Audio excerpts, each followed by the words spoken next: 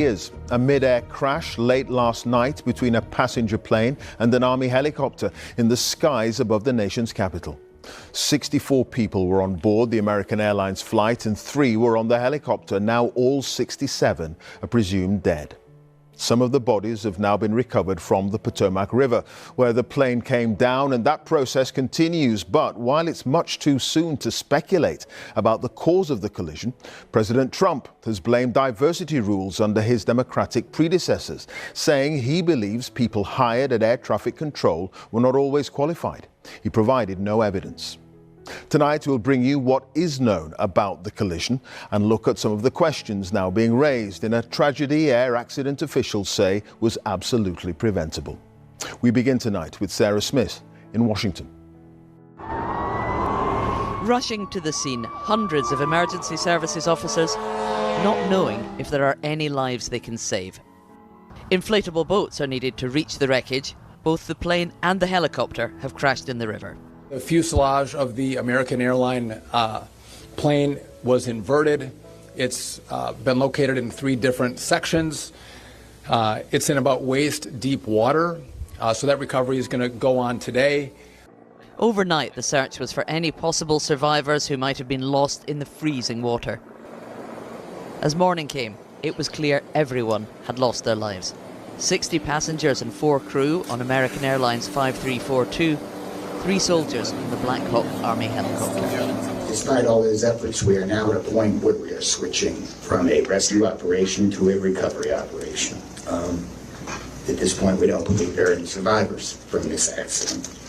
And we have recovered 27 people from the plane and 1 from the helicopter. CCTV pictures show the moment of impact. Very low in the sky, over Washington, D.C., the helicopter and the plane are rapidly heading toward each other, and then we can see the sudden explosion. On closer footage, we see the crash quite clearly. In the cockpit was 28-year-old American Airlines pilot Sam Lilly. His father said he started his training 6 years ago, and he was engaged to be married. Also on board, Wendy Schaefer, a wife and mother whose children are just 1 and 3 years old. A married couple of world champion figure skaters from Russia were flying with other athletes they'd been coaching in Kansas.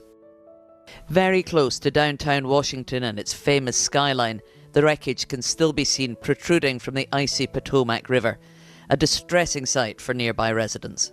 Yeah, everyone's just distraught, and so it's been shocking to everyone. Just didn't feel right because it's, I fly with the smaller jets like that when it was coming in, and I see the helicopters all the time going through here. I see Marine One constantly going back and forth, and to Andrews over there, and it just, I don't know, it just kind of shocking. There are recordings from air traffic control as the accident happened. Crash. This is Alert 3. Crash. Fire command. The accident happened in the river. The helicopter and the plane crashed in the river. An investigation is already underway into how this accident could have occurred on a clear night when both aircraft were following standard flight patterns. Military helicopters do fly over and around Washington all the time. This Black Hawk was on a nighttime training flight. President Trump asked for a moment's silence for what he called a tragedy of terrible proportions, before quickly blaming equal opportunity policies and air traffic control for making flying less safe. The initiative is part of the FAA's diversity and inclusion hiring plan. Think of that. The initiative is part of the FAA's diversity and inclusion hiring plan, which says diversity is integral to achieving FAA's mission of ensuring safe and efficient travel. I don't think so. I think it's just the opposite. How you can come to the conclusion right now that diversity had something to do with this crash? Because I have common sense, okay? And it is just common sense, apparently. No evidence has been presented to connect diversity policies with this or any air accident. The Transport Safety Board want everyone to wait for the facts and the conclusion of their investigation. It's not that we don't have information. We do have information. We have data. We have substantial amounts of information. We need to verify information. We need to take our time to make sure it is accurate. That's best for you. That's important for the families. It's important for legislators who are seeking answers to try to figure out what they're going to do about this. But this tragic accident looks like it may become one more battleground in the political and culture wars in America. Sarah Smith, BBC News, Washington. Well, as we've been hearing, it was a clear night. Visibility was good, with eyewitnesses saying everything about the approach into Washington of the American Airlines jet looked normal. So what do we know about what happened next, and what are the questions now raised? Here's Ros Atkins. The American Airlines flight and the Black Hawk military helicopter collided over the Potomac River.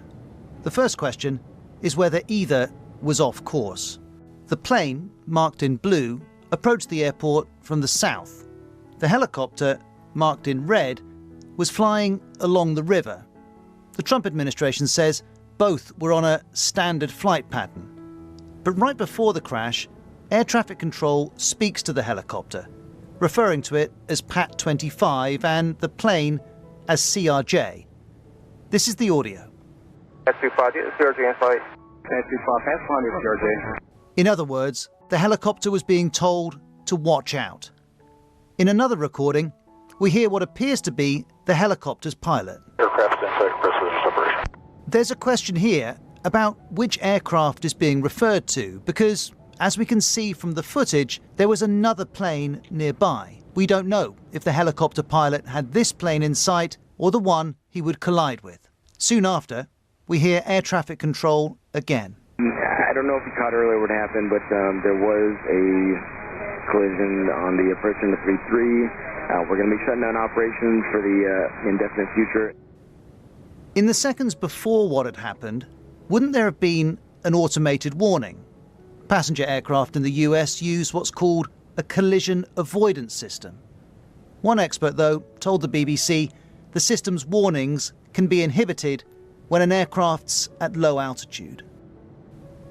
Lastly, would we expect planes and helicopters to share airspace in Washington? We definitely would. Ronald Reagan National Airport has one of the busiest runways in the US. It's just 5 miles from the White House. There's a huge amount of military and civilian flights in a relatively small area. Some aspects of the moments before this disaster were not unusual, but something went terribly wrong. Why did this helicopter and plane collide? That question still requires an answer. Ros Atkins, BBC News. We're going to focus on some of the people on board the American Airlines jet now, with at least 15 of the passengers being athletes, coaches and family members involved with US figure skating. Laura Scott reports now on the impact of the crash on the tight-knit skating community. Brimming with enthusiasm at a training camp for the figure skating champions of tomorrow. Among them, the teenager Spencer Lane, a regional champion full of promise and passion. Only yesterday, he said a national development camp in Wichita had been an amazing experience. But this picture was the last he posted, confirming tragically what many within the figure skating community had feared, that he had been on board Flight 5342. Gina Hahn. So too had fellow skater Gina Hahn. Both had been accompanied on the plane by their mothers and coaches, according to the Skating Club of Boston, which has been left reeling. We were informed of a pretty horrific tragedy. 2 coaches, 2 teenage athletes, and the athletes' moms. This will have long-reaching impacts for our skating community. The 2 coaches known to be on board were married couple Zhenya Shishkova and Vadim Nomov, who in 1994 won World Championship gold in pairs for Russia and competed at the Olympics. They'd been helping to develop young skaters in Boston since 2017. Tonight, 2 more clubs said they were mourning the loss of their athletes and spoke of their unimaginable grief, amid reports that a quarter of all passengers might have been involved in figure skating. The main lesson I think learned in skating is you get back up. Keep on trying, and even when it's hard, you get back up. Even when you're crying, hurt, pain, you get back up and move forward. It's not easy, but that's what we all have to do now together. Please join us now in a moment of silence as we think of those who have been lost and their loved ones. Tributes paid today at the European Figure Skating Championships in Estonia, as the sport reflects on lives and talent taken too soon. Laura Scott, BBC News.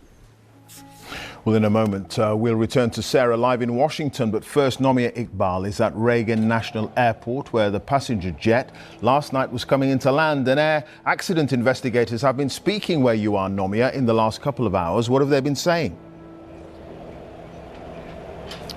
Clive, it's almost back to business here at the airport. There have been so many planes flying in the skies, but if you're a passenger on that plane and you look out the window, you will still see the Black Hawk and the airliner half submerged in the icy waters of the River Potomac. The recovery operation is still very much underway behind me.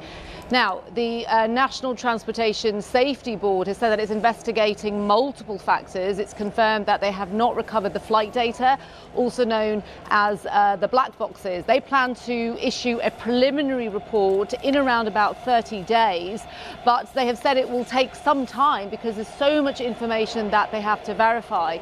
And even though President Trump seems to have prejudged the investigation, saying what he thinks caused it, the Safety Board says it's refusing to speculate.